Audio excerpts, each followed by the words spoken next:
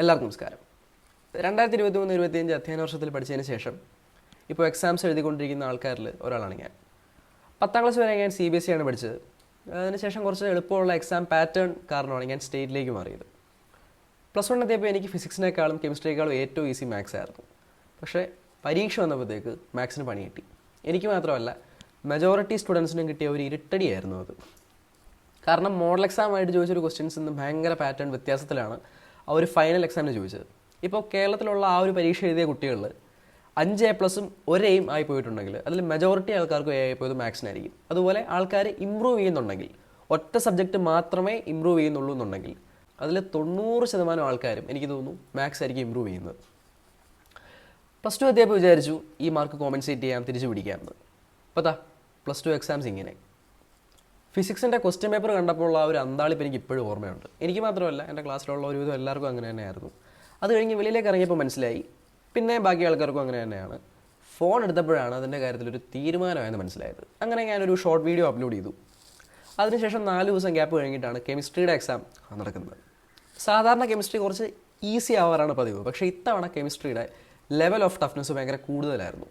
ഇപ്പോൾ organic chemistry skip ചെയ്തു പോയ ആൾക്കാർക്ക് നല്ല പണി കിട്ടി. പല ആൾക്കാരും പറയുന്നത് കെമിസ്ട്രിയാണ് ഫിസിക്സിനേക്കാളും പാടുന്നതാണ്. ആ സമയത്താണ് എനിക്ക് മനസ്സിലായത് ഇത് +2കാർക്ക് മാത്രമല്ല, +1നും 10ാം ക്ലാസ്സിനും ഇങ്ങനെ തന്നെയാണെന്ന്. ഇപ്പോൾ ഇതിൽ +1ൻ്റെ കേസ് നോക്കുകയാണെങ്കിൽ അവർക്ക് മലയാളത്തിൻ്റെ എക്സാം ഭയങ്കര പാടായിരുന്നു. അതുപോലെ 10ാം ക്ലാസ്സിൻ്റെ കേസിൽ ഇംഗ്ലീഷിൻ്റെ എക്സാമും അതുപോലെ സോഷ്യൽ സയൻസിൻ്റെ എക്സാമും പാടായിരുന്നു എന്ന് കേട്ടു. അപ്പം നമ്മുടെ കേസിൽ സംഭവിച്ചതെന്ന് വെച്ചാൽ, നമുക്ക് ഇത്രയും ഒരു പാറ്റേൺ വ്യത്യാസം വരാൻ പോകുന്നൊരു വർഷത്തിൽ നമുക്ക് ഓണം എക്സാം സർക്കാർ നടത്തിയിട്ടില്ല. അതായത് സ്കൂളുകൾ കേന്ദ്രീകൃതമായിട്ടാണ് നടത്തിയിരിക്കുന്നത്. അതിനുശേഷം ക്രിസ്മസ് എക്സാം വന്ന സമയത്ത് പാറ്റേൺ കുറച്ച് മാറിയിട്ടുണ്ടായിരുന്നു.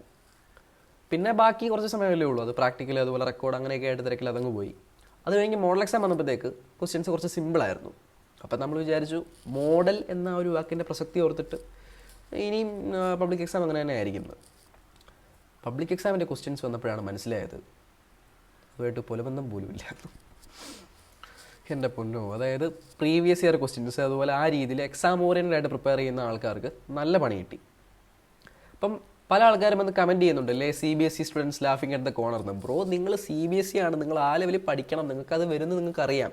2018 അല്ലെങ്കിലും കുട്ടനാട്ടിൽ വെള്ളം കയറുന്നവർക്കറിയാം. പക്ഷെ നമുക്കതറിയില്ലായിരുന്നു.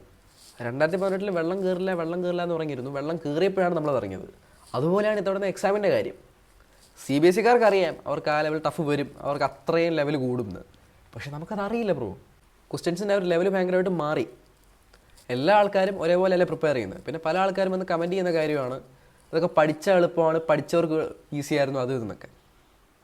ഇത് പഠിച്ച ആൾക്കാരും കൂടെയാണ് ഈ പറയുന്നത്, മനസ്സിലായോ? +1 ഇപ്പം എൻ്റെ കേസ് നോക്കുകയാണെങ്കിൽ എനിക്ക് ഫിസിക്സിന് 1 മാർക്കേ പോയിട്ടുള്ളൂ, കെമിസ്ട്രിക്ക് 4 മാർക്കേ പോയിട്ടുള്ളൂ, എനിക്ക് മാത്സിന് ഒഴികെ എല്ലാത്തിനും A+ ആയിരുന്നു. എന്നിട്ടാണ് ഞാനീ പറയുന്നത്.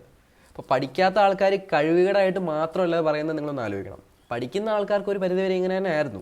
പിന്നെ എല്ലാ ആൾക്കാരും പ്രിപ്പയർ ചെയ്യുന്ന ഒരേപോലെ അല്ല, അത് മനസ്സിലാക്കണം.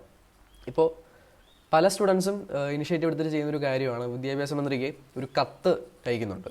അപ്പോൾ അതിൻ്റെ ഫോർമാറ്റിംഗ് ഞാനിതിൽ പിൻ ചെയ്യാം. ദയവായി നിങ്ങൾ സ്റ്റുഡൻസ് ആണെങ്കിൽ എല്ലാവരും നിങ്ങൾ സമയം കണ്ടെത്തി എങ്ങനെയെങ്കിലും ഒന്ന് ഫില്ല് ചെയ്ത് നിങ്ങൾ അയക്കുക. ഇവിടെ ഇൻസ്റ്റാഗ്രാമിൽ കുറച്ച് ന്യൂസ് വന്നു എന്ന് പറഞ്ഞുകൊണ്ടോ, അല്ലെങ്കിൽ ബാക്കി ന്യൂസ് ചാനലുകളിൽ ഡിസ്കസ് ചെയ്തു എന്ന് പറഞ്ഞുകൊണ്ടോ, യൂട്യൂബിൽ ഇപ്പം എന്നെപ്പോലുള്ള ആൾക്കാർ വീഡിയോ ചെയ്തു പറഞ്ഞുകൊണ്ടൊന്നും ഇത് ആൾക്കാർ ശ്രദ്ധിക്കാൻ പോകുന്നില്ല. ഇപ്പം നമ്മുടെ കേസിൽ നമുക്ക് ഇമ്പ്രൂവ്മെൻറ്റ് എക്സാം എന്ന് പറയുന്ന സംഭവം മാർച്ചിലാണ്. നേരത്തെ അത് നമ്മൾ +2 പഠിക്കുമ്പോൾ സെപ്റ്റംബറിലൊക്കെ നടക്കുന്ന കാര്യമായിരുന്നു. ഇപ്പം നമ്മളത് +2 എക്സാം എഴുതുന്ന സമയത്ത് അതിൻ്റെ കൂടെ വരുന്നത്. ഇതെല്ലാം കൂടെ, അതായത് ഇടിയ വിട്ടവനെ പാമ്പ് കടിച്ചിട്ട് എൻ്റെ മുകളിൽ കൂടെ റോളർ കയറ്റിയ അവസ്ഥയാണ്. അപ്പോൾ എനിക്ക് പറയാനുള്ള കാര്യം എന്ന് വെച്ചാൽ, +1കാരാവട്ടെ 10ാം ക്ലാസ്സുകാരാവട്ടെ ഇനി വരാൻ പോകുന്ന +2കാരാവട്ടെ, ഞങ്ങൾക്ക് പറ്റിയ നിങ്ങൾക്ക് പറ്റാൻ പാടില്ല. കാരണം പല ആൾക്കാരും ഇപ്പോൾ പല കോളേജുകളിലും കാരണം എന്നൊക്കെ വെച്ചിട്ട് ആ ഒരു എയിമിലായിരിക്കും പഠിക്കുന്നത്. ഇത്ര % +2 സ്കോർ ചെയ്യണം, അല്ലെങ്കിൽ ഇത്ര % മാത്സിനും ഫിസിക്സിനും കെമിസ്ട്രിക്കും സ്കോർ ചെയ്യണം എന്നൊക്കെ വെച്ചിട്ട്. അപ്പോൾ ഇവരിങ്ങനെയൊക്കെ ക്വസ്റ്റ്യൻ എഴുതാൻ തുടങ്ങിയാൽ ആ പ്രതീക്ഷകൾ മൊത്തം തെറ്റും. അതുകൊണ്ട് നിങ്ങൾ ആ രീതിയെല്ലാം മുന്നിൽ കണ്ടുകൊണ്ട് മാത്രം പഠിക്കുക, എക്സാം എഴുതാൻ വരിക ഇനി. ഓക്കെ.